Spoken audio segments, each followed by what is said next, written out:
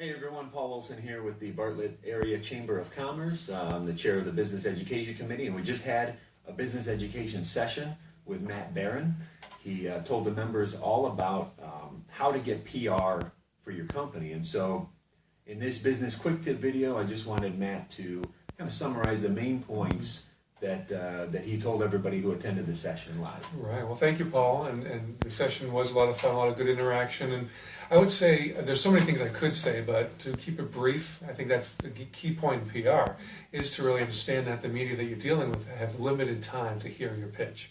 And so you really need to know what it is that you want to say it quickly, say it winningly, and also include not just sending an email to them, but also follow up with a phone call. So many folks do not use the phone. That's one easy way to differentiate yourself and put yourself ahead of the pack by following up with a phone call where you're simply amplifying what you've just sent or you're about to send, and make sure that that they do get it, because there's a lot of filters and ways where the email may not even show up on their radar. So that's a really important thing too, is use the phone to your advantage and keep it short and sweet, but definitely include that in what you do in terms of media outreach. So one thing that you had mentioned in the session is that editors are really only used to getting a couple phone calls a day. Mm-hmm. Right. So phone calls really are critical. Yeah, the ratio of emails to phone calls is enormous, and even more enormous is the ratio of emails to phone calls that they actually pick up.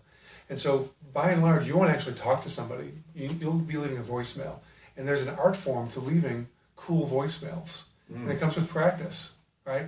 And so rehearse it and keep it short. Keep it to 30 seconds or less. Much more likely, just like a story is much more likely to get read if it's 30 words versus 3,000 words.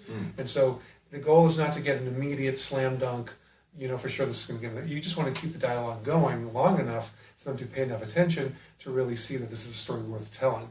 And that's another thing, is don't go with hat in hand like you're somehow imposing on them. If you've got a story to tell, be confident.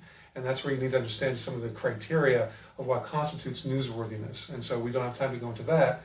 But that's out there, and that's to really understand who your market and who you're talking to. And when you fill the media's need, you're going to get what you want. Nice, I like that. So, real quick to cap this off, there's some people watching who have specific ideas and who are confident, like, yeah, I've got a story for sure that people are going to want to pick up. And there are a lot of people watching, I'm sure, who are probably thinking, well, what do I have to say?